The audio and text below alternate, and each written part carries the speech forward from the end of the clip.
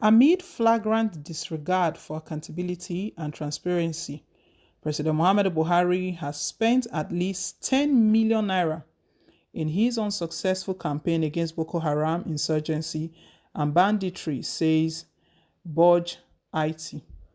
Amid Buhari's unrestrained spending spree, federal agencies have also been accused of using security votes to clean out the public treasury.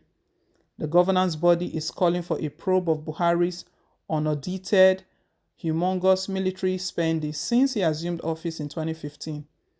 Touted as Mr. Integrity, Mr. Buhari's regime is characterized by nepotism, corruption, and ineptitude.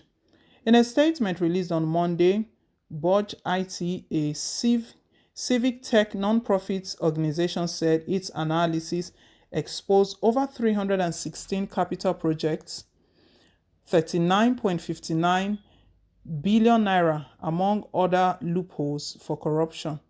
It disclosed that 1.9 trillion naira was allocated for the security sector in the 2021 budget, a 14% increase from 1.78 trillion naira allocated in 2020. Despite the increase in the funds allocated and Mr. Buhari's promise to crush insurgents, and the country continues to experience wanton killings and kidnaps at the hands of Boko Haram bandits and killer headsmen. BudgIT revealed that other non-security related agencies now receive allocations for security votes, describing the spending as an opaque feature of the Nigerian security ecosystem devoid of accountability. In the 2021 budget, a total of 117 federal agencies received allocations for security votes worth 24.3 billion naira, despite many of the agencies already having allocations for security charges to cover each agency's security need. BudgIT indicated that there had been theft in the allocation provided to other sectors. Our investigations into the 2021 budget revealed at least 316 duplicated capital projects worth 39.5 billion naira, with 115 of those duplicate projects occurring in the Ministry of Health, the civic organization pointed out. It described the loopholes as disturbing, considering the health infrastructure deficit and the raging COVID-19 pandemic affecting Nigeria.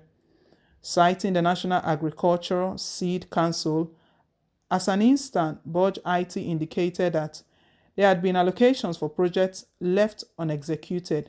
Even worse, agencies now receive allocation for capital projects they cannot execute.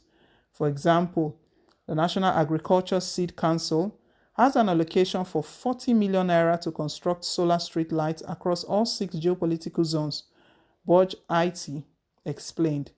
It added, the Federal College of Forestry in Ibadan in Oyo State got 50 million naira for the construction of street lights in Oyo State. These are aberrations that need to be corrected, explaining that Nigeria is already haunted by a staggering 3.31 trillion naira debt servicing burden, which will wipe out nearly 41.63% of the projected 7.99 trillion naira 2021 revenue. BudgIT advised Mr. President's regime to maximize the funds left by blocking the leakages.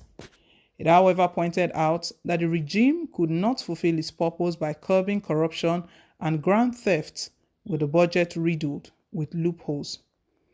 Veriment provided in the Fiscal Responsibility Act 2007, or the opportunity for corridor recently provided in Section 16 of the 2021 Appropriation Act Implementation Guidelines published by the Federal Ministry of Finance, Budget and Planning in March 2021 are handy starting tools the government can immediately use in plunging loopholes, BudgIT stated.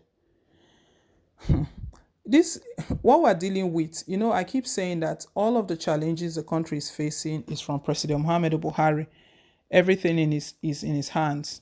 If he wants this country to go in the right direction, if he wants peace, if he wants the talks of divisions to end, it all starts with him. He knows very well what he needs to do, but he doesn't want to do it. He doesn't want to do it. Only God knows the reason. Right now, this exposition has just been brought out that 10 trillion naira, Buhari's 10 trillion naira spending spree in unsuccessful campaign against Boko Haram and bandits. So Buhari claims that he's putting a lot of money into the system, into the fight against terrorism. Was it not NSA the last time on Gono that could not give account of the arms that were purchased? So there is no fund. The fund is not there. The arms are not there. Up to today, that one has been swept under the carpet. That is what Nigeria has called voicemail. It has entered voicemail. No one is talking about it anymore.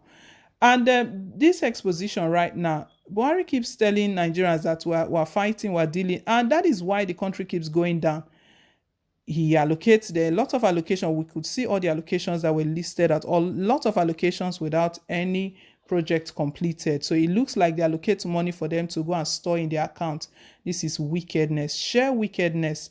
This is serious wickedness, evil, because all of this money is something that will move the country forward. Even regarding the healthcare, the healthcare system, he talked about allocations into that system as well. We know the situation of our healthcare. Buhari could not even undergo a medical checkup. He had to travel abroad. This evil.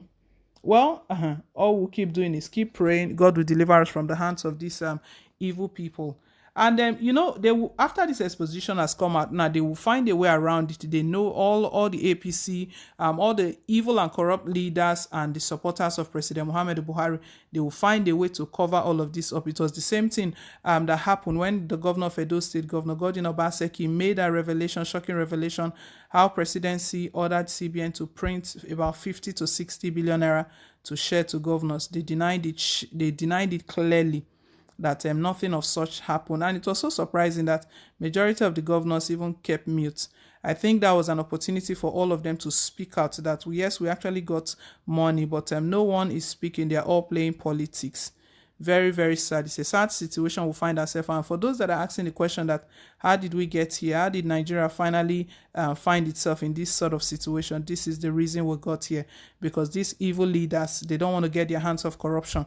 One of the areas Buhari campaigned with was that if he was elected, the issue of insecurity will be a thing of the past. Corruption will be dealt with. Now he lives with corruption. Imagine projects, allocations, funds being allocated for projects that never exist, that were never an action. Those projects were never done. Well, my people, let's hear your own take down below in the comment section. Thank you once again for staying tuned. Please don't forget to like, share, and to subscribe till I come your way again with more updates. Bye.